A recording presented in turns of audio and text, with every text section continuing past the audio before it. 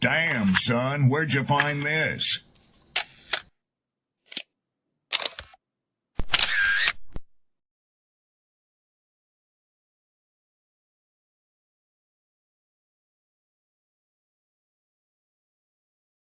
Who taught you to hate the texture of your hair?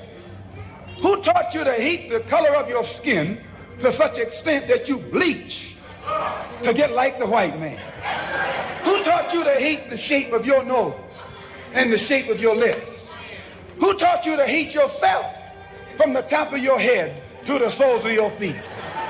I love people as I meet them one by one. People are just wonderful as individuals. You see the whole... My great aspiration, my greatest ambition is to be so good. Now, in that way, I'm tiresome, as I suppose, to live with, because I want to be a fantastic human being. I am the greatest. We're not disputing that, Cassius, but how does Sonny Liston feel about it? He can't feel but one way, and let's take everything I say and like it. Because February the 25th, I'm going to take back my job. I'm the champ. He's no champ. He's a tramp. When you see men fall, don't laugh. Learn. Learn. Because you're on your way up. And the things that tempt people to fall, you and I are not free from that temptation. By examining his own attitude towards the possibilities of peace, towards the Soviet Union, towards the course of the Cold War. Art muscle. It was a way of making me feel that they were a part of me. You see it on the bridge. Wait, how they get it? If the government had to change the screw in the bridge, they had to shut it down. They got state troopers out there. They got lanes closed. They got their strange machines. How did they get up there? What's up, YouTube, Facebook, Twitter, Instagram, all them good places. Happy hump day. Happy hump day. Peace and blessing.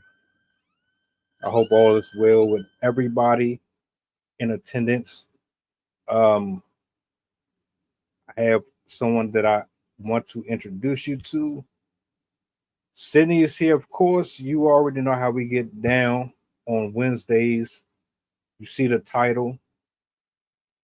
You got nothing but great minds up here today.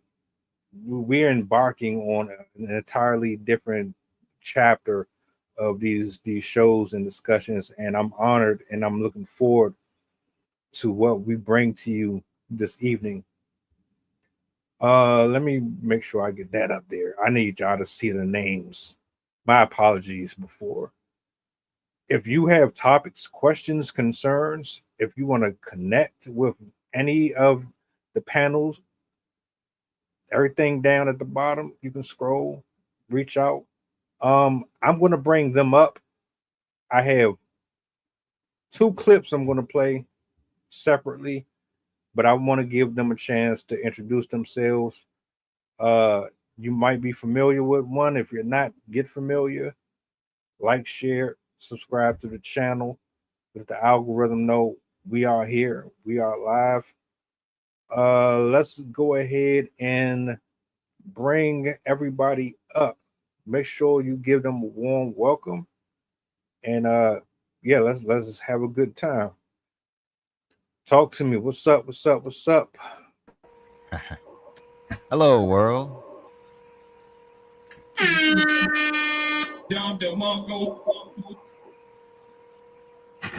Let me get this straight. I want to make sure that we get everybody their proper due.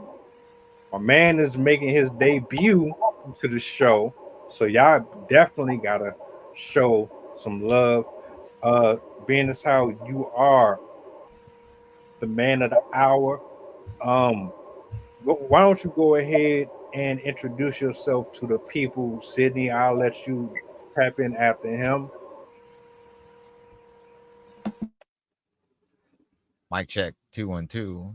Coming in live from a planet far above. It is I, Night Star Skywalker. I am 37 years old. I am a working illustrator. I render real scenes from the unseen for the world to see and reveal what needs to be revealed. Yes, I am an illustrator, an artist, otherwise known as Nasem Atan, which is a screen name for Night Star Skywalker. That is I want to say an acronym from the Mayan Sulcan. It is the star in which I was born under. So that's realer than any other government name I might be given. So work with that one. My background is in automotive design. I have been drawing since I was 5 years old, and I went to art school throughout high school at Design and Architecture Senior High School, and went on to College of Creative Studies in Detroit. So there's a big cultural gap from where I was born in New York, where I lived in Miami, to where I studied in Detroit. Went, traveled across the country, met a lot of people, did everything from charity work, organic farming. My interests are everything in design, art history, sciences, technology, as I did with automotive design, basically a big cell phone, packaging all the features you would have in your house in it, put it on 4 wheels. So my interests are expansive. I did some studio work. I did some internships with the likes of Quicksilver, Oakley, Cadillac, all before I graduated high school. I got into college. I did work with Can-Am, Bombardier. They did the Sea-Doo, Ski-Doo type stuff. Projects for cities, vehicle packaging design, all that stuff. So my background comes from a very niche market, but is very impactful to the world. I mean, they make roads where you live, right? Cars drive on it. So that's the realm I used to swim in. And now I'm doing an independent practice, ongoing, creating art, publishing it to the world, prints, products that are made, which you can print on, so t-shirts, mugs, and stuff like that. And I help artists do the same in branding their identities and having something to sell, because ideas are the currency of the world. So my purpose and cause is art advocacy and education, otherwise known as STEAM, not necessarily STEM. STEM is good as if you're growing plants, right? Because you'll learn that stuff. But if you want to build an engine of innovation, you got to use STEAM. And that also includes the arts. It ties all of the studies together and keeps you inspired. That's where you ask those questions to begin with. You have to dream first. So, and healthy living is a healthy mind, healthy body, healthy heart, and entrepreneurship, utilizing that as a, powerful inspirator for other people who want to grow. A plant's only mission is to grow. Otherwise, they'll keep growing, just silent sun and light. So people are much like plants, so you got to feed their soul. So that's just the short end of my card here. Just make sure I got all of those points in before I started freestyling, because I'm not a rapper, but I'll do my best in keeping up with y'all. And I really appreciate you welcoming me today. I'm very grateful for the platform, giving me an opportunity to speak to your audience here. Hope we can reach those people. Like I said, it's like we're in a zombie apocalypse and we're the last survivors. And I found myself being on a shack in the middle of nowhere on the roof, waving for a helicopter that'll never show up, with SOS written on there. And I came across this gentleman here on Threads writing some very powerful, very thoughtful things, and I was drawn by it. So once I find it in my history, people that are thinking with such a perspective, have to seek them out. So again, I'm very grateful. Thank you for welcoming me on the show. All right. Well, it's an honor and a privilege for me to have you here with us. I love having conversations where they actually mean something and they have a destination, and I think that's what's missing with the world in general when we get in these spaces, so Mi casa is su casa. Be as comfortable as you need to be. There is no filters. We don't police anybody or any of that. And yeah, bro, I'm looking forward to this. Sydney, talk to me. Hello. I am Sydney. I'm a parent, if you couldn't tell by my trying to figure out how to get a marble out of the inside of a toy. Um, but I've been doing pretty good. My latest exciting piece of news is I finally got something to carry my phone around the house, so I stopped losing it. So I got this bag that I've been eyeing for a really long time because, I mean, it's a grumpy turtle. Turtle, yeah. Yeah, and I collect animal-shaped purses, so I have a chicken already, but the chicken is too bulky, so this one, since it's nice and flat, it's perfect for me to not lose my phone, even though I still forget to put my phone inside the pouch. So it's still a learning curve, but I'm getting there. I've lost it less, arguably, since I got it, so here's hoping that maybe I don't lose my phone every day. Maybe it's like once a week or something like that. But yeah, other than that, I've just been writing and managing 2 crazy goblin children, and I have my pets. All right. Yeah. Well, look, man. I want to say thank you again to both of you, first of all, because in all honesty, without you, this doesn't exist. I give credit where credit is due.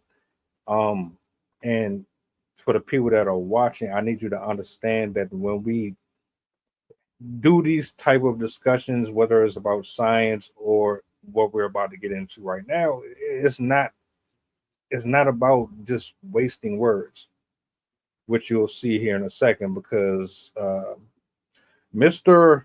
Rick Ross has been caught with his hands in the cookie jar. Now, I just want to preface this. I have a video I'm going to bring up here on the screen so y'all can see what I'm talking about. This doesn't have anything to do with your sexual preference as far as I'm concerned. You can do whatever you want with that. It's a little deeper than that for me.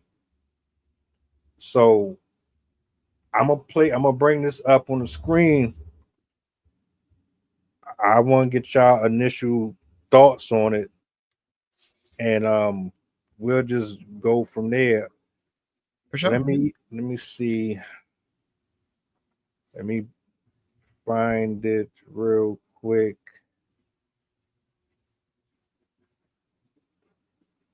Now, when I first saw it, I was thinking to myself, I'm not really surprised, to be honest with you, because this is the music industry and Hollywood, and the type of things that they get into. I don't know why anybody would be surprised. I think one of the problems is your music and the way that you carry yourself on social media is contrary to this right here. Okay. So here it is. Let me see. Roll that beautiful bean footage. Make sure this volume is up. I see. I hope y'all can see this right here. Look real close to that. You wanna focus on that because it goes real quick. Hold on. Ricky. I'm gonna let him finish. Dang, and he's a yardie, dog. Wow. I had to pause it right so you could see exactly what I was talking about. Why, Ricky, you mad? Ricky, hey, Ricky, Ross, you're Ross. Me know you're always funny, man. You're Ross, Ricky. Cut it out, so man. This bad drip, nah, man. That was the clip. It wasn't a very long one. Whoa. And that's my first time seeing it. So that was facial and everything. First of see, like, dang. Like you hit 3 in 1. I don't know how you did that. That's a talent. Man's a yardie.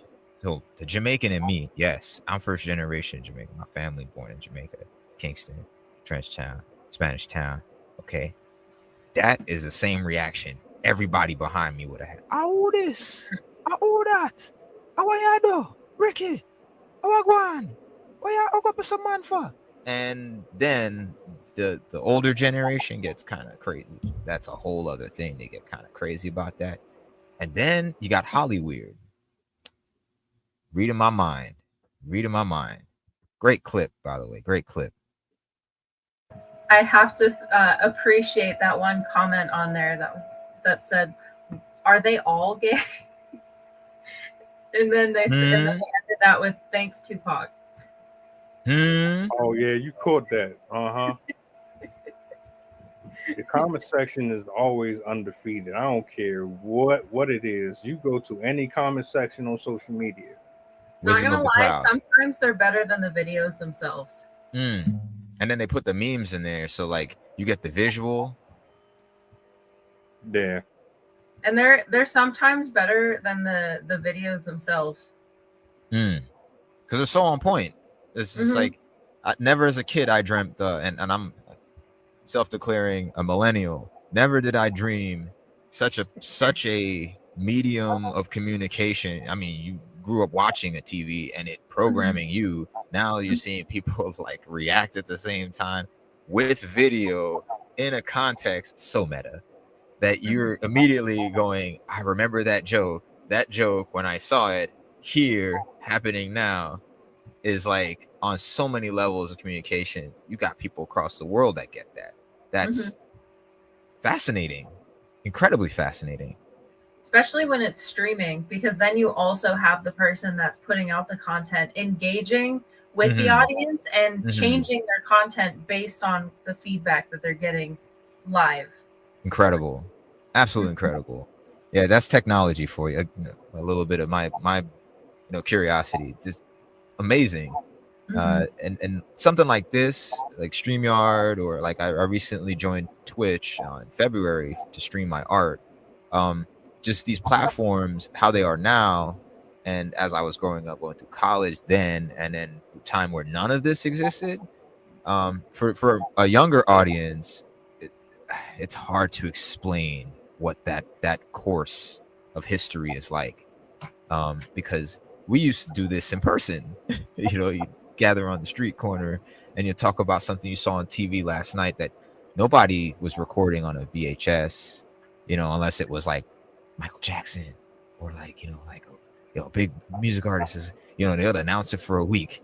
That 1 hour is going to be live, and you tape it so that we could watch it, and then you go out on the corner, hang out at your homeboy's car in the trunk, and you leaning up and you watch kids play or whatever, and y'all just yapping about it. And how people used to story tell.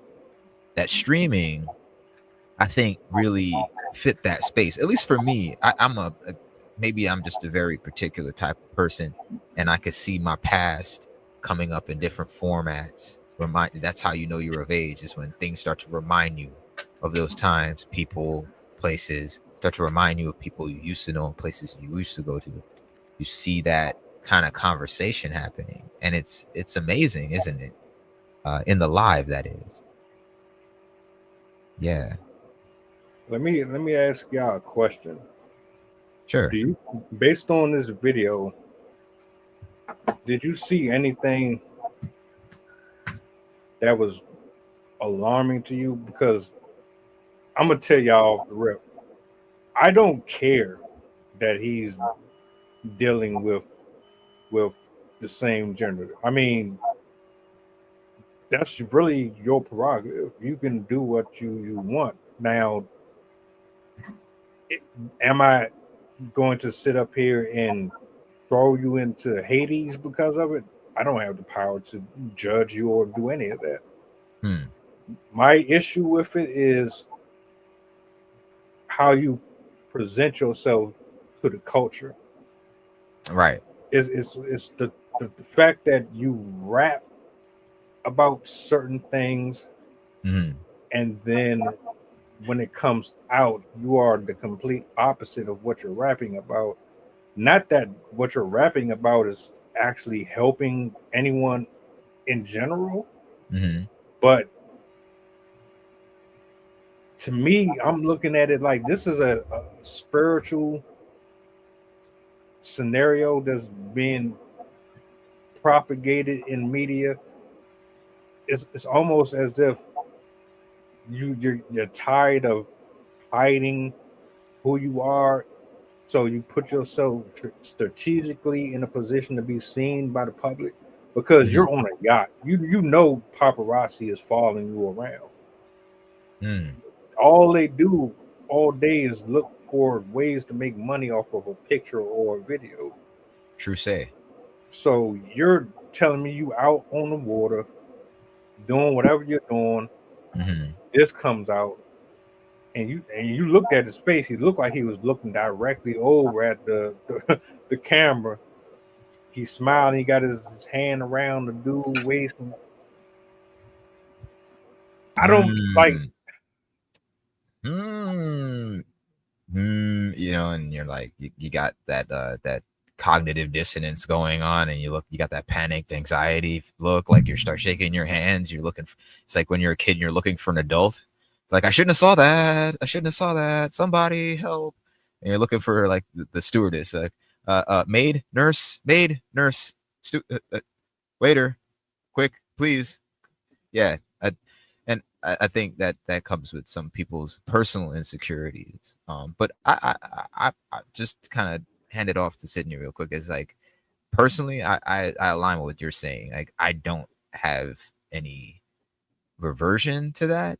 I think that's something people who feel very strongly come from very conservative backgrounds, that they're not they're not used to that, and that's coming from a black man who lives in America. There is entire sections of this country, there's no black people for miles around. So I've been to Japan, and people who there etymologically are completely different. See somebody they only see on television, they're like, how'd you get here? Like, how did you get here? There's people like, you're real? Like, so They're yeah. absolutely fascinated with black people too. Like if you go there, they'll all come up to you and like they'll look at you, and sometimes they'll like want to touch your hair or Yeah, like they your did. arm. They did. Yeah. They totally did. And I wasn't That's offended. happen. I was not offended at the time. But to that, yeah, it's just, if I may illustrate a more complex picture of what that feels like to people watching and listening, and I might be able to relate to some people most people are in the middle with some variants, because we're all familiar with the extremes, so vocal they are.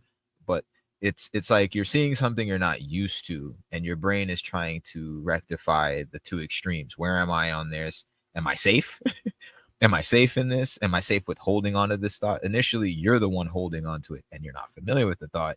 You feel like your own worst enemy. So I can understand what that insecurity is. But what's your thoughts, Sydney? I think it definitely speaks, if this is exactly what we're assuming it is, because there is a tiny bit of, I'll give him the benefit of the doubt, where it almost looked like the head had like a ponytail, so it could just be like a masculine looking female or something. You never know. Never know. So I will give him that, but it does speak to the cultural distaste with that, because it's an obsession. If you saw a celebrity with a girl, of course you'd obsess over like, oh, who's the woman, but you wouldn't be like, oh, they're in a relationship with a girl, oh my god. It would be more, as I said, about the woman, and who she is and what are they doing with her and stuff like that. But whenever they identify a same-sex relationship, they go ballistic. They're like, is this what we think it is? Are they in a relationship? What are the hints? And they go back, like, they show all the pictures from like until 2016 of every time they've ever been with somebody the same sex, and they're like, was this it? Were they in a relationship then? And it's like this obsession with people where, especially if they're not within the community, when they are confronted with the community, they like you said, they can't comprehend it. Their mind is just like explosion. Yeah, like oozing out the ears, blank face. Exactly. On that note, and I think this is something I would love to hear from my brother here on the cultural context. Like, what's the kind of like? Could you walk us through from the more broad to perhaps pointing to kits and corners that would say, hey, like how that looks speaks to we got the image of a gangster hustler. We got the rapper as its own siloed fantasy and the character they design in that. I mean, I preface this conversation that I'm more of an old school person. I listen to funk, jazz, and soul from all around the world. And typically, and growing up in a Jamaican household, I looked at America, and being the American in my household, I had to be that bridge. I saw hip hop more as the art form and not the cultural totem pole of hierarchy. Like, you got lyricism, and I even headed an urban culture club in my high school. So I'm personally intimately familiar with it, but it's not the type. This is not the type of inclination that I would have. But what would be the broader cultural context of seeing something like that? What do you think? So I'm gonna be honest with you. Around, I believe, 8 and 9 years old, the music that I was introduced to was, Chaos One, the Run DMC, people like that. Right. The way that they rapped and the things that they rapped about, it didn't have anything to do with stabbing people and how much cocaine you could get off in a week. You know what I'm saying? It was more or less about who's wittier, who can write their work in a way where it outshines the other person, making it more marketable for them to come out on top, which would mean more TV time. It means more households would represent what you are putting out there. And to go as far as to break down this whole cultural thing, I didn't know anything. There's certain things I didn't know about until I got introduced to some of these social media platforms. I genuinely was scared to death of the idea of people shooting dice outside of my house. God forbid. Like drive-by shootings. Whoa. I didn't know much about the gay agenda or any of that until like the 10th grade or something like that. That stuff was hidden from me. My folks did not want me around it or seeing it. But when you are in the house, you don't see that. When you get out here in the world, right, and you start to get around different people and you see this stuff, it's like, okay, this doesn't look familiar to me. What's happening? Am I in the Wizard of Oz? Like, what's going on? Right. So, there's that cognitive dissonance again. Right. So it's weird because I'm trying to make sense of something that to me is wrong, but it seems like other people are making it to be right, trendy, fashionable. Right. Okay. I think that's where I am with it. Not anymore. I see it for what it is from my perspective, but that's where I was at one point. Okay. And to bridge that, like from And just to give people I guess a chronological context, you mentioned some artists like Run DMC, KRS-One. I got my start with Grandmaster Flash and the Furious 5. That was my first instance of what I came to learn what hip hop was. And I'll give you my memory is like, just bear with me here. It was 1995, and I about the time I moved here in Miami. And my stepfather at the time, he had like a computer in the household, internet for like very first time in my life. And moving to Miami, we had cable. So like moving to Miami was a big expansion in my cultural exposure in the house. So going outside was like, there was no walls, no filter. So that whole contrast too. And bringing that back home for my parents that grew up in small towns, on an island, in another country, you know, that forget blowing their mind and rip their head off. My first instance with hip hop was through Incarcia. It's a software, like a video encyclopedia. And you look up the definition hip hop and it had the message. And I grew up in New York. So when I heard the message, the feeling I had, like you mentioned on the lyrics, the wordplay, the craft itself, I got all of that from the first instance. I heard broken glass everywhere, pissing in, like it. I got the visual of a city I grew up in, and to be honest with you, growing up, I was like, this place is dirty. There's gum on the floor and people spitting and coughing and cars are honking at you. I'm trying to walk here and people just like get out of the way, and there's smog. And as I got older and also looking back, it got louder. Trucks are rumbling by. I heard all of that in the message, and something reached out to me through, and it was before I was born. So watching the video, hearing the song came before that. All of these things connected. This thing called hip hop was more than just listening to music and hearing beats, and you were hearing someone kind of trying to get a story past your own judgments. Like it's almost like a psychological Jedi mind trick.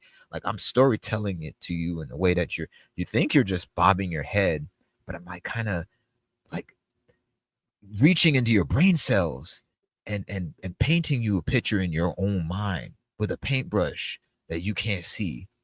I got all of that. And as an artist, like I totally saw that. So coming from that, and then we got the golden era, early 90s.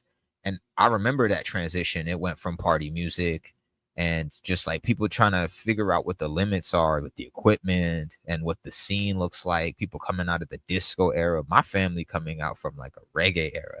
It was partying, having good times and a vibe, right? People weren't building personalities around handling this microphone and emceeing and rocking the show. Then became, I'm living this every day. Then the people who went outside came back inside and they were like, yo, there's a war out there. And I was seeing a little bit of it. My cousin lived out in the Bronx, and it was like, oh yeah. So that guy rocking the show got raided because somebody brought a gun. And that they brought a whole other thing we weren't talking about. Now we got to talk about it because somebody, real things happen. It's sort of like we talked about the cultural context in TV. So if you weren't outside, the TV was going to tell you that. If you weren't hearing it, the radio would tell you that. The music would tell you that. So I see where you're coming from. And then a little older person, it's like, yeah, that disconnect is hard. It's hard to bridge. And I wanted to talk on that. Like, what was, coming from that? You said you have your own personal perspectives different from then now. What's that like?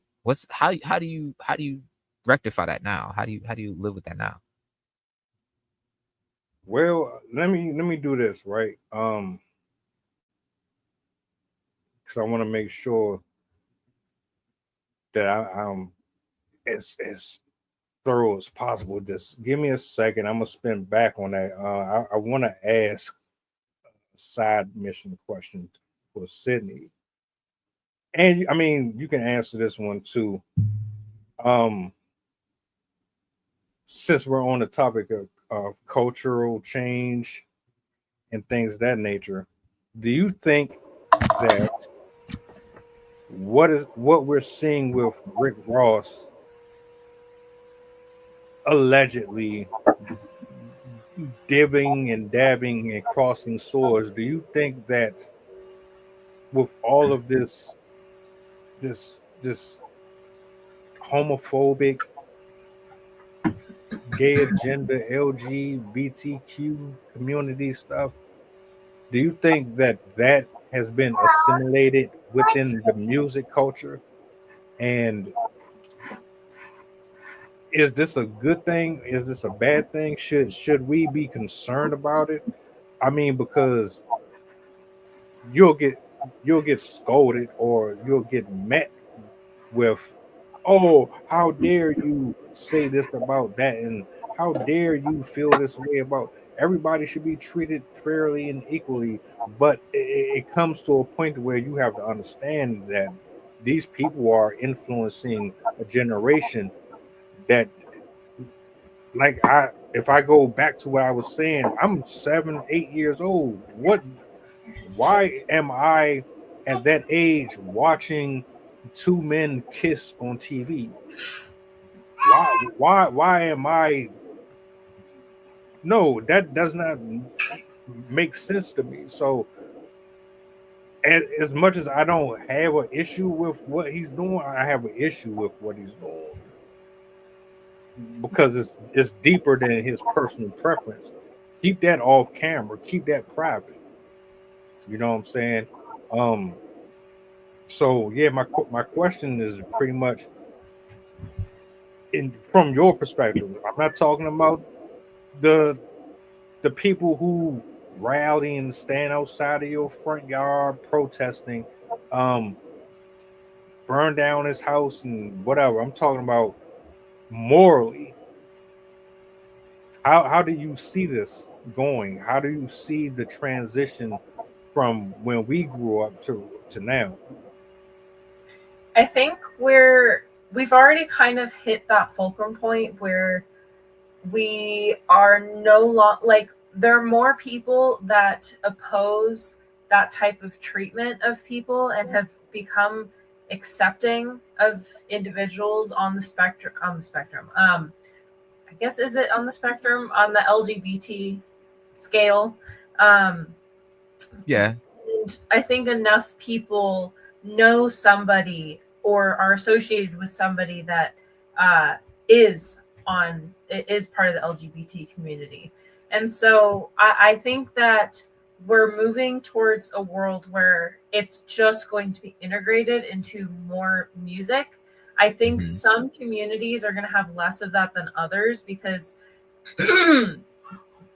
traditionally men-dominated industries don't have as much of a need to go into those types of issues because different genres of music focus on different problems, different things.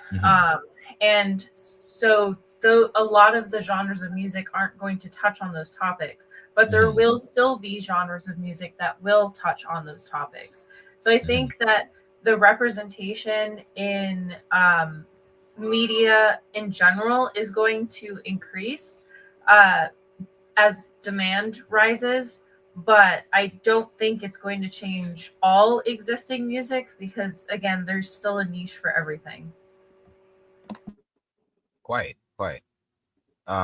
And to build on that, and kind of broaden this a little wider, so we could capture a little bit more of that thinking. Let's look at formerly rock music, and I say it from like 60s and 70s, and not its roots, but sort of when it was machismo and big, bold, and culturally speaking, white. It spoke to a bravado that was very particular. It spoke to you had Leonard Skinner, and you got Led Zeppelin was from overseas, but you have a lot of rock personalities, the personality of a rock star, it's counterculture, right? People, and set that thinking, not just with the lyrics, not just with their dress and whatnot. Everything altogether became a statement saying, you know, I am man, hear me roar. And that was also mentioned with, like, say, Run DMC's music, and we've got tracks like Rockbox. That same energy as a male archetypal figure commanding a crowd, is, you know, a king with a scepter, and speaking to the crowd directly from their mind, thoughts that reach into other minds. It's very influential. Would have to assert kind of, I don't want to say sexually, but assert that inclination and identity. But I do agree, we have moved generally largely past that point. As it's 2025, it is solidly a new century, and you know, people are starting to look over that wall that was once there between genres. Genres are now blending together. Electronic music, hip hop, and pop, and rock is not what it used to be. Nothing is what it used to be. It's all kind of in the same room now, just to bring more people in that room. There's less version for separation. So one part of me in the past would say, yeah, we're not used to that, and that doesn't seem like the message we were originally started from. To now that I'm like, well, those people exist, and if they're the ones on the microphone using the same type of energy to speak their story in the same way we were young, listening to, for me, an older generation, people who were in the streets coming back inside now, laying their story in. I'm of the age I could say, well, hey, those people exist. I can welcome that. But yeah, for younger minds who, I don't mean to downgrade or degrade anybody, but of a simpler format, need things piecemeal brought to them. That can be very confusing. You're told one thing one way, but when you go out and you realize all the ways are happening at the same time, you don't know which one is right or correct. So you know, your mind's going to sit there and don't know where the boundaries are. We exercise that as we get older and get better at knowing where to draw those lines and can delineate those thoughts. But as a child, I mean, I would say, like, for me, the exposure was early on, that like I only got better because of the calluses, not worse. You know, some people, I pray for them one day, but for me, it made me stronger. You know, it made me totally stronger. So it is something that I want to challenge people more to get better at, as the world becomes bigger than our country, becomes bigger than our religion, becomes bigger than our ideologue, our skin. You know, we start to see people in far off places who've been here the whole time, who've been here since the beginning of time, living their life just as us, never knew us. And I think that would make us more human than we ever thought human was before. So yeah, I did want to just, before I pass it, I just wanted to say I am Black. I'm not gay. But I know that America would defend easily gay before Black. So though I would readily fight for equal rights, I know many would not fight for me, you know, not fight for Black people. So seeing where people would march in the streets for women's rights, for gay rights, Black people would be in their own march, and everybody would be on the sidelines watching. I know that for certain. So like my perspective on it is, they're more than welcome to fight for their rights, have their own platforms, just as much as I would. And then you can go ahead and fill in the gaps there. But I let those people speak for themselves. That's where I was. I don't feel like I could hate them. You know what I'm saying? Like, that's why I said, you know, to your degree, it's like I would allow it, but I have nothing positive or negative to say about it. It's really all to their own. But bridging that off, Hollyweird is a little, you know, term that came up there, and the broader cultural implications of this sexuality into that mainstream. What do you think? What do you think is the consequences of that? Do we have gay rappers, right? Like, does Lil Nas X count? No. I mean, I don't listen to him, but that was a flashpoint. Did that matter? Is that something that people in the LGBTQ community could call that's our little, little spot in the territory that is not seen as wrong or immoral, but we got the mic and could speak it? Or do they align with female rappers? Like, can anybody speak on that? I personally don't know enough to really say anything on it, but what are your thoughts on that? If you want me to be completely honest here, yeah, I do. I totally do. I look at the world right now and think that there are principalities that people are not ready to acknowledge. I believe that a lot of us have allowed ourselves to be consumed by the spirits of demonic entities. And in doing so, we have opened up more doorways to perversion. We have opened up more doorways to anarchy, to pain, to suffering, to division. Chase temptation. We're not even tempted by temptation. We seek it out. Exactly. Wow. Yeah. Okay. Wow. And like I just immediately feel like now I'm looking over the precipice at that broader world and feel immediately unqualified, because there's, at least my personal like thing that I had was there's too many special interest groups. I think that is diluting the message we're all individually carrying. I made a friend on Twitch who lives in Argentina, and his, both he's culturally and geographically separated from America, and looking into, why, what's up with civil rights. It should be simpler, because here, I don't care what people, he used to talk to neo-Nazis, and he's like, I don't really care what people believe, as long as we can respect each other. And it doesn't matter if you're white or black, because, so what? I'm black. Who cares? I have a friend I went to America, and they didn't, he was saying the N-word and stuff. And he wasn't saying it in a way that was derogatory, but he would say it and say that like Americans seem to be incredibly agitated by this. And the reason I had so much patience for him is because it came from a place that I wish more Americans had, that it was curiosity and not judgment. And I think that is a point of salvation for this chaos you're seeing out there, is if people took it more with curiosity and could entertain the idea without fully taking it on, and just saying, well, that's just part of the world.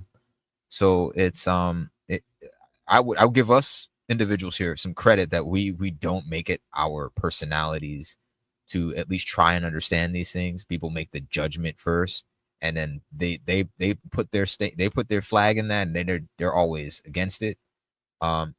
If we have more curiosity and understanding, I think, I don't want to say it's, would I say it's tolerance? Would that be a fair credit to say, like, could we tolerate that and not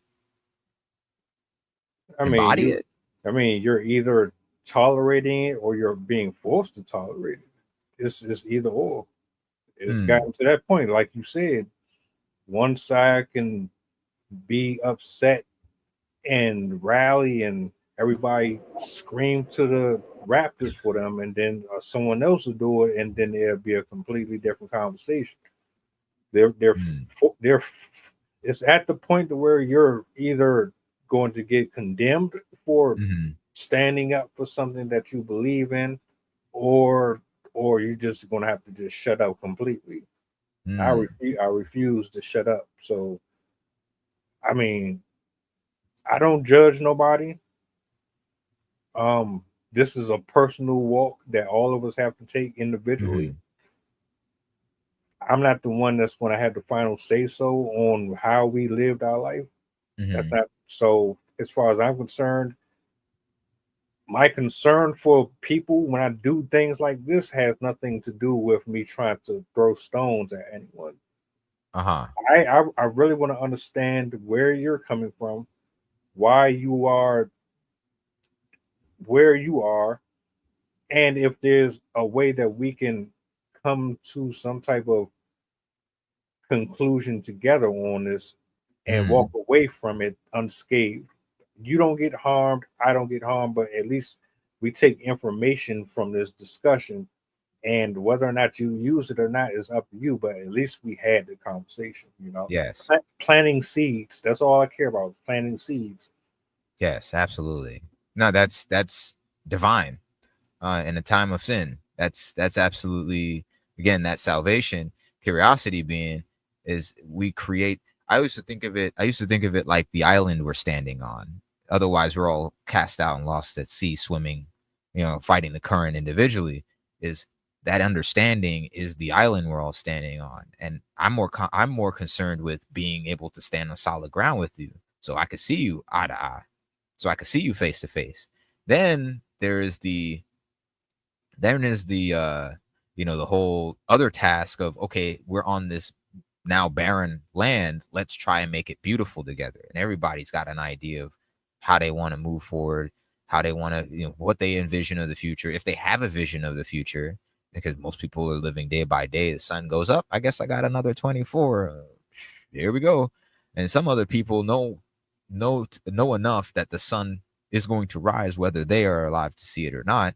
They plan and organize, and it goes further and further and further, a day, a week, a year, a month. People are on different decades and wake up every day in their own future, building already, with or without permission. Again, it's like we're being forced to tolerate it. I personally think of it like, what do I know how people are really? I haven't met 8 billion people. There's people who are like this. I'm seeing is not an offshoot. We don't see people coming from the sky in spaceships yet, because the day that happens, everything changes. Everything we knew of is immediately the past. Everything after is going to be different. So I'm still dealing with human beings, and human beings like I can change. That's kind of amazing about human beings. And that's not just, year to year, cultures, different countries, but like day to day, people change their minds, hopefully change their minds. They see new information, their brains working. And, like a friend used to tell me, everybody got scientists studying the brain 24/7 and still can't tell men and women apart from it. So it's up to people to use it. So some people don't want to take it out of the package and put a wrinkle in it. So, you gotta be the change and try to use your brain, or someone's going to use it for you. And ever since that conversation, and, just I looked at how my life is growing up being a curious person, I'm not fighting in a sense of fighting my position and it's my team, not your team, but I'm trying to stand my ground in quicksand. I don't see people trying to take the land away from me. I see people also trying to stand on their own. And we're all getting older. We're all hopefully getting wiser. So people are learning how to deal with something that they could never understand. Imagine being a child, unfiltered, and having something that you're still trying to figure, is this normal? Am I like okay? Am I part of this group? And you're still seeing people with different faces, different skin colors, walking differently, talking in different languages, and you're still okay with that. We're still on the human thing. These are not aliens yet, really. It's that's a lot. That is a lot. So I welcome that conversation, and kind of motivated why I'm here. Like I said, I didn't think people were still using their brains. I thought it was, before it was illegal, people using their brains and thinking for themselves. Oh, have you heard? We have a guy that doesn't want people thinking. The Department of Education has been dismantled. Never in my life I thought that would be a good idea. People getting paid hundreds of thousands of dollars a year to think this is a good idea and vote on it. That's abhorrent to me. You really want to dismantle Department of Education? You don't want educated people? Blasphemy. I wanted to add 2 things. One, I just out of curiosity, I looked up the difference between tolerance and acceptance, and I found it pretty interesting, which is why I wanted to share it. For acceptance or for tolerance, it means that you are toning down your prejudices. So you might still hold those prejudices, but you're not going to show the person that you feel that way. And then acceptance is freeing yourself from those prejudices by making an effort to understand them and their belief systems. So I thought that was pretty interesting because I've heard in the speech about being welcoming, they always use inclusivity and tolerance when it should be acceptance, because acceptance means that you're being inclusive, whereas tolerance only allows you to make the place safe for them, the space safe for them. And then second, I wanted to also mention, I forgot what exactly was said that made me think of this, but I remembered a fact. It was Viktor Frankl. He was in one of the Nazi prison camps, and he found that the difference between people that survived and who didn't survive is the people that survived had a purpose that they were able to hold on to, even when it was the most difficult time period of their entire lives. The people that had something to hold on to and look forward to and felt and a connection and a purpose and a meaning beyond what they were experiencing were the ones that were able to mentally overcome and not fall apart in that situation. So that kind of made me think of what we were talking about in the sense that in this world where people are so hateful and so willing to jump on you and attack you for whatever form of life that you choose to live, I forgot who it was that said this, but our job is to stand in our power. It's to defend our own life as like against everyone who's trying to change you, because your job is to be yourself. And if you're letting other people infiltrate your existence, you're not being yourself, you're being other people. And so it's important to figure out what your root self is and try and protect that. Do what you can to kind of scaffold yourself with the things that are meaningful to you, and avoid sacrificing it for other people. So yeah, hold strong to your views, and that will kind of help you maintain your sense of self. I just want to be perfectly clear on where I sit. Mm-hmm. These are prophetic times. Mm. Now, I'm a believer in Christ. I don't push my beliefs on nobody. I don't even go down that rabbit hole a lot up here, but I understand that my purpose and my calling might require me to say things that's not going to be very pleasant to a lot of folks, which is okay. I'm good with that. I've always been that lone wolf anyway. We are lawless. We want to live the way we want to live. We want to achieve our dreams and our goals and our ambitions by all means necessary. Greed, pride, gluttony, you name it, all of it is being utilized and is at the disposal of every single human being who is living in this secular world, relying on the worldly things to provide them that fulfillment that is empty on the inside of them.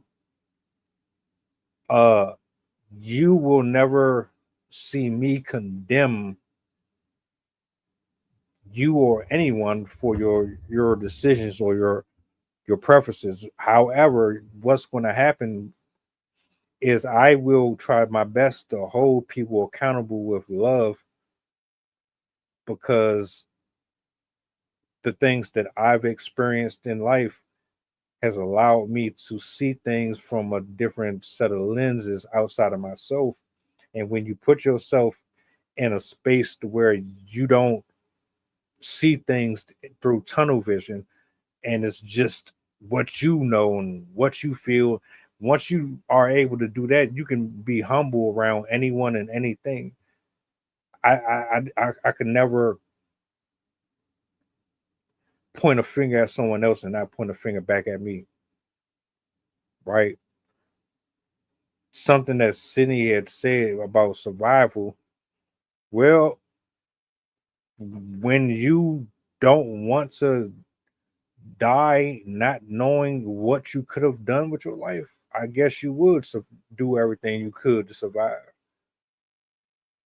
Who wants to go to their deathbed at 20, 30, 40 years old and you never really figured it out?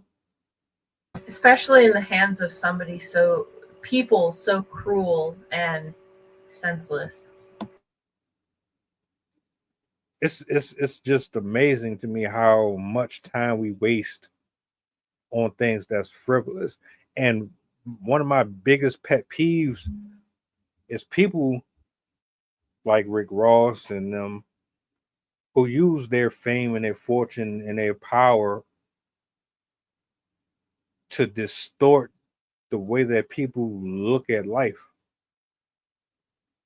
Rick Ross driving around with $1 million cars, and he talks about shooting people and hustling this and this, that, and third.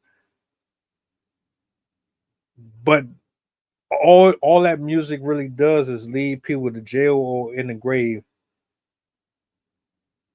You're you're you're telling people that you love women and this, that, and the third, but you sitting up here with a dude borderline in your lap. Y'all want me to be okay with it. I don't have to be okay with it. I can go on with my life and let you do you in private. I have a problem with it when you take it to the elementary school and you got teachers trying to groom kids to question their sexuality and things like that. Like there's a threshold and a limit to how far these people take things, and that's where the problem comes in. Your Diddy parties, all your little secret society gatherings, all that's you. But when you doing voodoo and you out here practicing sorcery and spilling blood and all that, yeah, I do have an issue with that. So It's not you. It's not you. It's external. And again, I do side with what Sydney says. Is I'm personally inclined to acceptance rather than just tolerance. Is I can recognize, I can identify my feelings of tolerance, and usually it comes from I don't know enough of it yet to fully accept it, but I have a personal inborn desire to accept things, because I did that with nature. Walk outside and see trees and bugs that were there before me. And unlike my parents and my elders and cousins and stuff who grew in simpler places, who were forced to accept certain things by way of meaning the church. My grandmother was a 7-day Adventist. I was baptized as a Catholic and grew up with Christians and evangelists. And I have 7 Bibles, all supposedly telling me the same thing, but in different ways. A church divided is no church at all. And sitting in churches up until I was 14, my expanding, my thirst for knowledge grew beyond what the church could provide me. So I got to a level of acceptance, not tolerance, with the message that I got from churches, that it just didn't serve for everything for me anymore. Unlike my elders and some of my relatives that was all they needed. That was all the world wasn't MTV and spaceship satellites and cell phones for them. They weren't there yet. So the Bible was all they needed. That what they got out of church was all they needed. I saw it that way. They might have a different way to explain that. And I learned to accept that. I said, that's cool. And I found myself reading other religions, other beliefs that didn't see it as this story. They were seeing it in nature. They were seeing it in their rulers. They were seeing it in courses of time, changes in power. And I was like, this is all the human story. Like, this was a bigger story. And I was like, all of these people are living on the same earth, living in different times, like ancient Egypt, Kemet, right? Ancient Greece, ancient Rome. And they were trying to explain the same thing that people today are looking out of telescopes who have all this knowledge, and they're still going, dude, have you seen this? Have you seen this? Look, that's understanding how light works. And then they're like, yo, that's the light from a thing that's 3 million years ago, but I still don't know what's going on. They have Neolithic paintings that have accurate maps of the sky, the stars, and even accurate like calendars for registering like comets and other celestial events that come in intervals. Absolutely. And it's also all in all, I saw it as a consistent pursuit for truth. Like the most influential scientists were devout religious people, like especially Isaac Newton. He was very religious. And for him to accept the things he was observing, he had to pursue knowledge as fervently as people were preaching that they knew the divine. He was like, okay, well, let me find the divine in this phenomenon that's happening, because it was clearly not the hands of other human beings. It was happening without our say-so. So this was definitely some kind of power we are already living with. And we ain't even at the point of questioning. So like, this must be greater than us. That's where my mind went to in church, that people were trying to explain away things that were just, your book doesn't have that in there. What you just said makes me think of the poet Rumi. He has this one poem line that the more I look into myself, the more I see God. The more I look into God, the more I see myself. Absolutely. And then I would say I see God in the eyes of everybody I meet. That proves to me the creator, as I refer to it, is much bigger than any word or understanding that somebody's always giving me a piece of it. And I'm always finding pieces. That someone told me, who actually she is a preacher, and she's a theologian. So she took the academia of theology.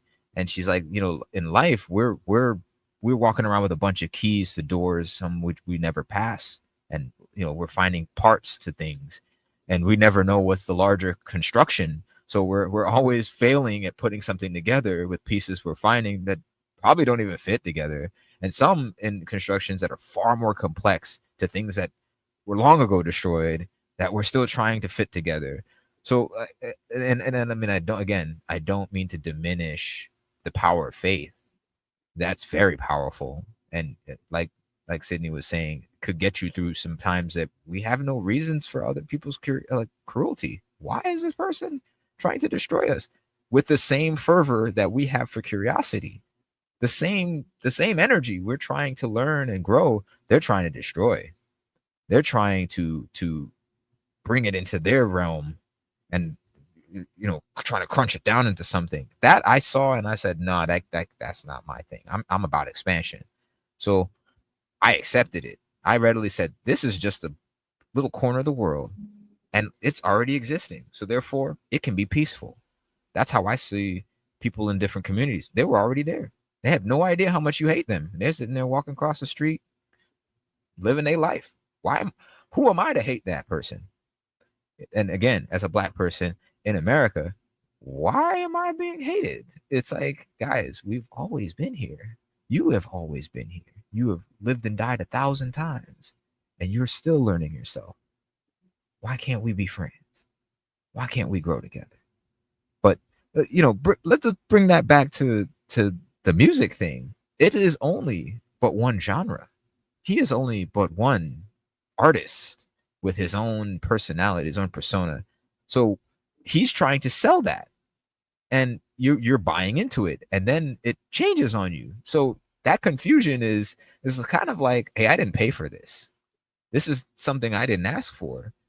And I can get the aversion. You bought one thing and it's now something else. You're most likely gonna react to that confusion, and confusion leads to anger. Anger leads to hate, and you're gonna have, that's natural. I think that's totally natural. It's just how you decide to deal with that. How you personally want to decide to deal with that. But yeah, we could expound on that all day, and get into like music taste. But yeah, it is initially confusing. There's nothing wrong with that. There's nothing wrong with feeling that. I want to segue real quick because I know we about to wind down. That is, even though you just made some monumental points, you and Sydney did. I'm glad that's documented for future reference. For anybody who wants to check the replay back. I want to play this last one because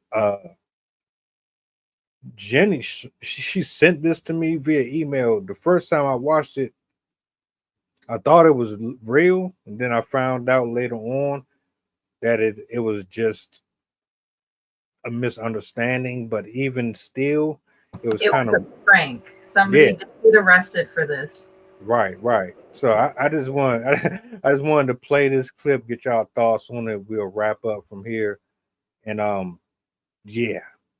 For anybody who wasn't familiar with this, bring it on. Found out who put the teddy bear made out of human skin at the bus stop in California. And trust me, the truth is stranger than the headline. So last week in Vectorville, California, someone spotted this crazy looking teddy bear at a bus stop. Upon a closer look, they saw that the teddy bear looked like it was made out of human skin, something straight out of a horror movie. Cops showed up, shut down the whole area, and they called the coroner. That's shocking. Yeah, when they did the investigation, they found out that the guy was actually someone who had sold that particular doll to another person in California. And like Sydney said, it was a prank. But stranger things. There was an Etsy artist that made these dolls, and somebody bought one from him, and the person that bought it was the one, like, he thought it would be funny to scare people. Sixth sense of humor. Yeah, that's why he got arrested, because it was creating a public disturbance. I mean, and that's why I wanted to ask the question. He technically didn't commit a crime, so it's like, should he have been arrested for that?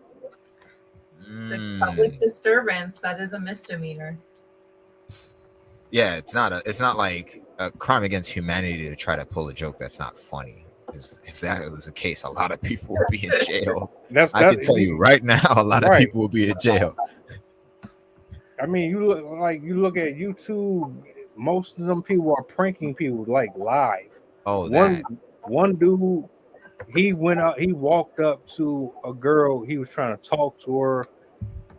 It was on camera, he's recording.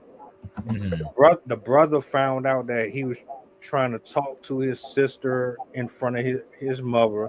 He didn't like it. He confronted them. They were about to go to blows, and it's like, there's just some things you can't do. Now that right there, I could see that as being like some type of form of disturbance, because you're actually in somebody's personal space. But you set a doll out.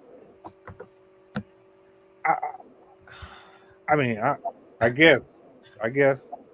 Oh man. It reminds me of, again, my age is showing. There was a time where we had these prank shows before YouTube on TV, and they were quite formalized. The camera crew, the production value, and then they would field people, but then they would record parts of it to get true reactions, and then in the post editing for us watching at home, not only see the joke, the setup, so that we don't go, oh, yo, they're out here doing that, yeah, they need to be arrested. We can then feel okay to laugh and seeing people, like in compromising situations. I even have a story in a cross culture when I got off the plane in Japan in 2005, by the way.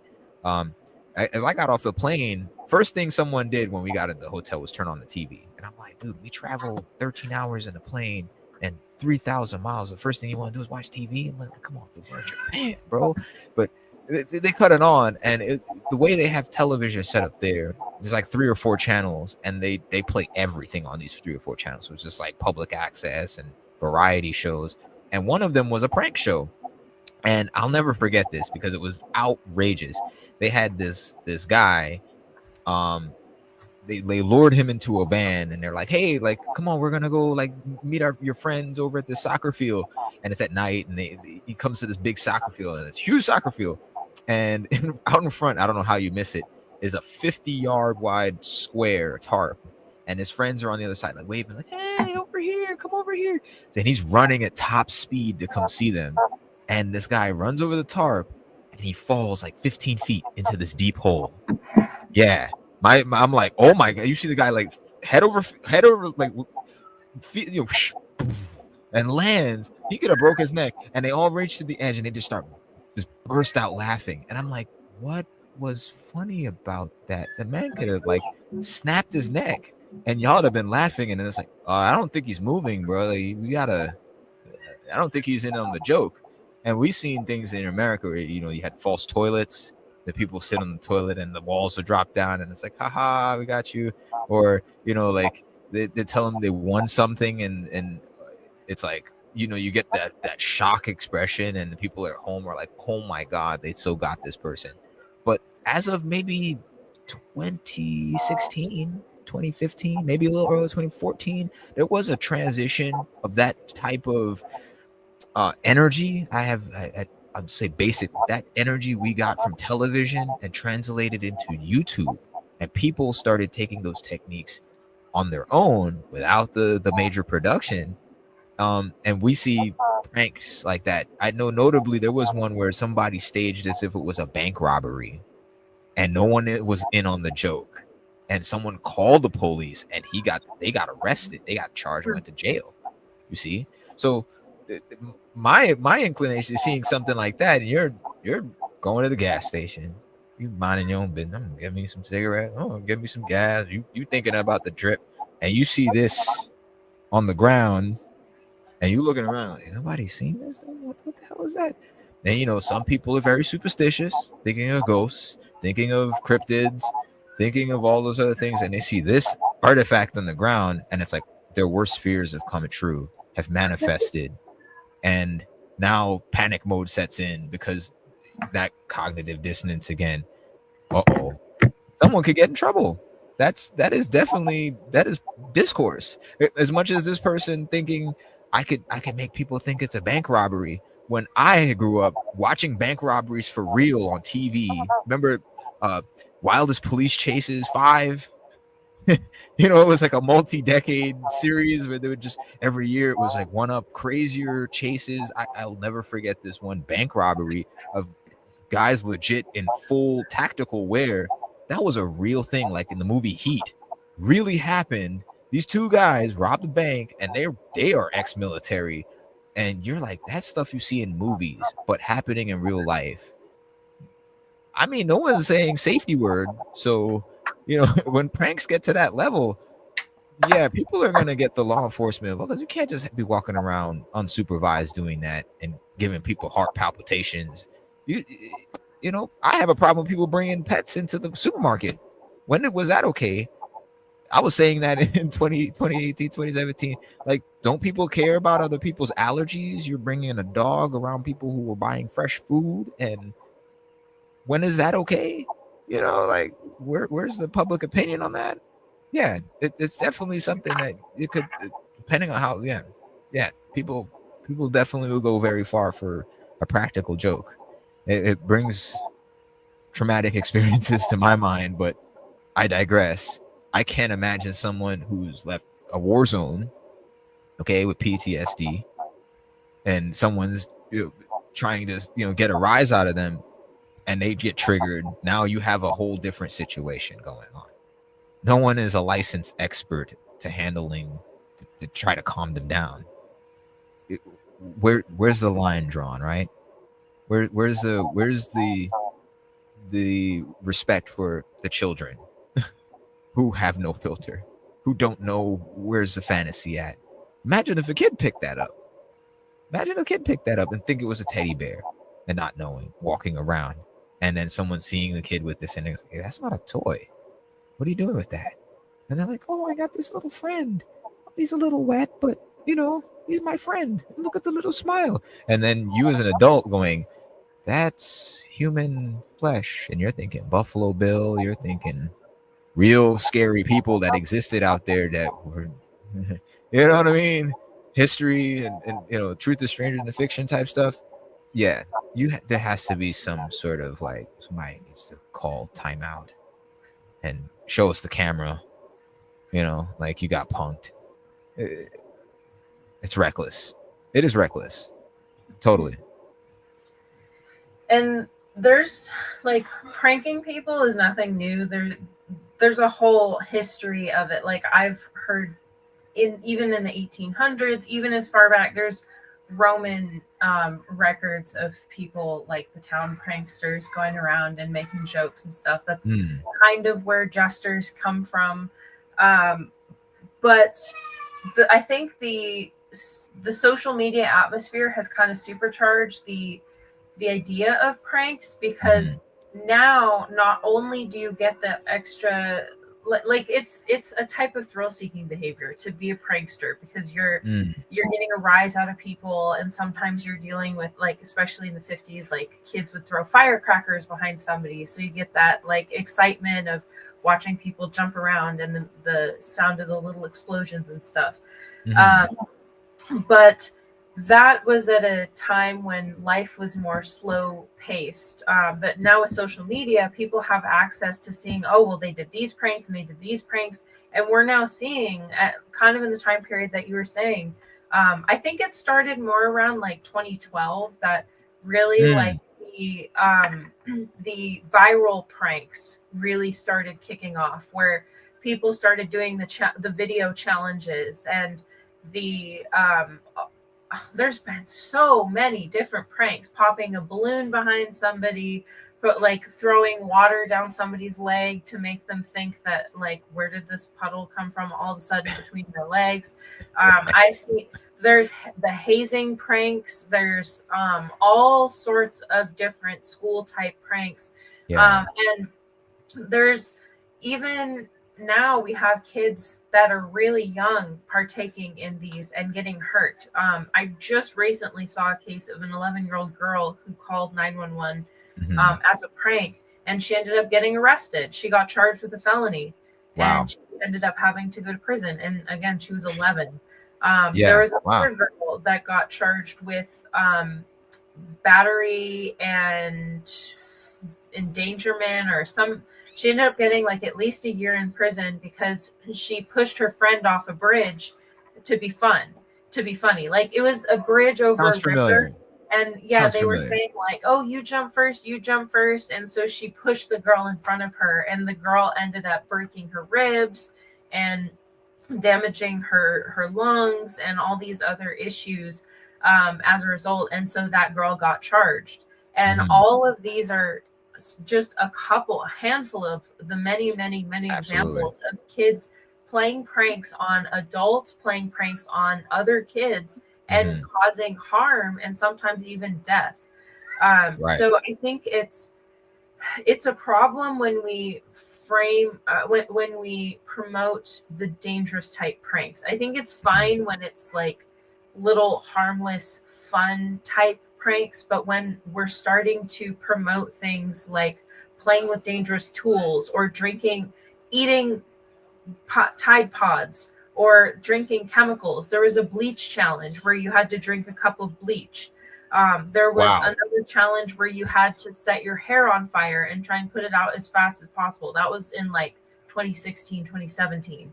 Huh. Dang, I Yeah, missed there's that one. all sorts of danger, like jump it off the second story roof and like don't hurt yourself type of things. But you're not Superman. You will Yeah. hurt yourself. And There's that's a no way huge of avoiding problem. that. Yeah, and that's why it's such a huge problem with kids, because it's not until about 18, 19, it's between 18 to 25 that the body starts to understand mortality. But before that, a child doesn't understand permanence, and they don't understand that if they hurt themselves, they could die, they could disappear, like they could not exist. They don't register that that's a possibility yet. And so it's especially dangerous when kids see these pranks, because they don't see the consequences at all. Like an adult, we can look at these pranks and be like, oh yeah, my body can't take that, I don't know if I want to be doing that. Or we could look at them eating something and be like, yeah, no, I'm not putting that in my mouth. But kids don't have that. They see, ooh, if I put this up, I could get millions of views. My friends will think I'm cool. I'm going to get clout around the school because they're going to see me doing this challenge, and they kill themselves, or they hurt themselves, or they damage themselves permanently. So it's unsafe for it. Like, it opens up that whole conversation of whether they should even have access to the internet, because of the chances that they'll get exposed to stuff like this. Yeah, with no filter, with nobody to say, hey, like, this is this one to one, right? 1-to-1. Anything else you take out of it, that's on you. And I'm saying this like a voice to my younger self. No one ever told us that. No one was like, this is the 1-to-1. We learned the hard way, because there was just nothing to really facilitate that type of conversation. And even with our own bodies, getting back to like, different sexualities, no one was there to lay these 1-to-1s and be honest about it, because everybody has some hang up. And I don't know anyone without any level of trauma. So you're always getting some kind of polluted, information. But yeah, growing up, when times were simpler, at least people, you made key points. It didn't cross over into harm. That was something that someone who was orchestrating the prank and the joke knew that line.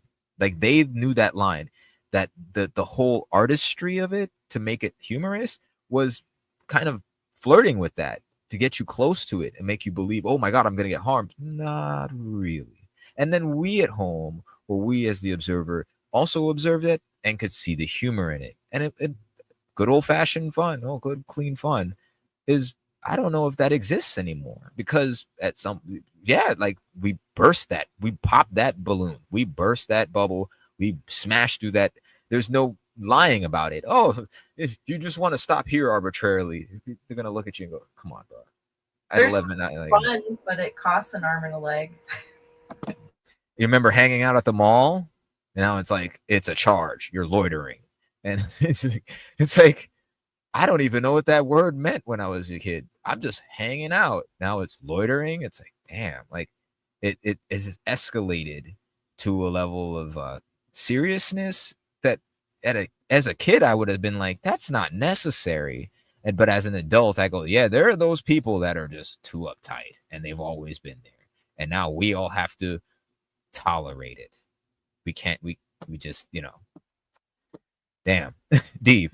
What do you think? I think that is a conversation for another day, because we could actually, like, trust me, I already see the potential with this one. But I don't want to hold up anyone, especially, I know we got schedules and routines and things like that. I got something in the oven. I don't want it to burn. I ain't gonna hold you. We definitely need to spin back on that one though. I concur. Yeah. Hit it up in the Discord, y'all. That's why I use Discord. Yeah. You shout outs. we'll definitely rap about that. Yeah, end up on a high point, my friend. I do want to say thank you. I appreciate Thank you. y'all. Seriously, thank you. Again, the man in the desert only needs a drop of water. Okay. And this has been quenching for my soul to be able to have, like, we're finding more content as we keep getting in this. It was like, yeah, I like how this feels, and I would love to do this more often. And I really, really am grateful for the opportunity. Thank you so much for welcoming me, and thank you, Sydney, for the conversation. Oh, we definitely spinning back. We'll talk afterwards. You know what I'm saying? To the people that's watching, I hope y'all enjoyed the stream. I definitely took a lot out of this one for real. I mean, I took notes, y'all. I'm a serial note taker. So you at home, go to the store, buy a pack of notes, write every idea down, and remember to index it. It'll help you in the long run. Hey, not mad at you, bro. But we about to get up out of here, man. Y'all. The comment. My dude.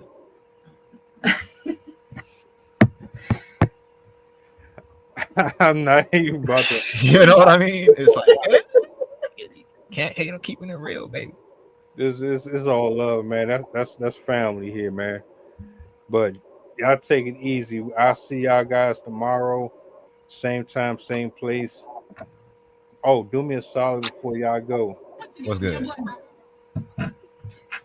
Appreciate it. By examining his own attitude towards the possibilities of peace, towards the Soviet Union, towards the course of the Cold War. Art muscle. It was a way of making me feel that they were a part of me. You see it on the bridge. Wait, I didn't get it. If the government had to change the screw in the bridge, they had to shut it down. They got state troopers out there. They got lanes closed. They got their strange